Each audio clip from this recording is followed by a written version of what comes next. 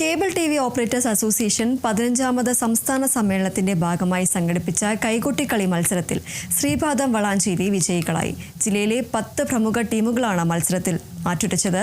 ചടുലമായ നൃത്ത ചുവടുകൾ കൊണ്ട് കാണികളെ വിസ്മയിപ്പിക്കുന്ന പ്രകടനമാണ് ഓരോ ടീമുകളും കാഴ്ചവെച്ചത്. Cable TV. ഓപ്പറേറ്റേഴ്സ് അസോസിയേഷൻ 15ാമത് സംസ്ഥാന സമ്മേളനത്തിന്റെ പ്രചരണാർത്ഥമാണ് കൈകൊട്ടിക്കളി മത്സരം സംഘടിപ്പിച്ചത്.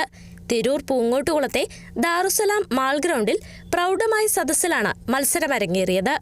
ജില്ലയിലെ 10 പ്രമുഖ ടീമുകൾ മത്സരത്തിൽ പങ്കെടുത്തു.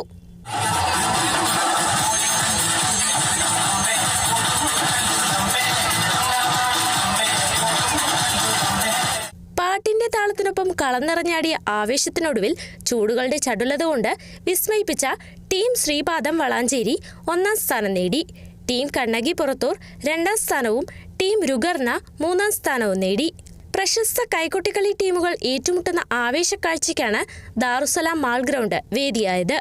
മത്സരങ്ങൾ ഫോക്ലോർ അക്കാദമി അവാർഡ് ജേതാവും പ്രമുഖ നർത്തകിയുമായ ലതാ നമ്പൂതിരി ഉദ്ഘാടനം ചെയ്തു. COA ജില്ലാ എക്സിക്യൂട്ടീവ് കമ്മിറ്റി അംഗം MK സുരേഷ് സ്വാഗതം പറഞ്ഞു. COA സംസ്ഥാന ജില്ലാ മേഖലാ നേതാക്കളും കേബിൾ ടി.വി. ഓപ്പറേറ്റർമാരും നേതൃത്വം നൽകി. കലാമണ്ഡലം ലളിത, PK സുനിൽനാഥ്, കലാമണ്ഡലം നയന നാരായണൻ എന്നിവരായിരുന്നു വിധികർത്താക്കൾ.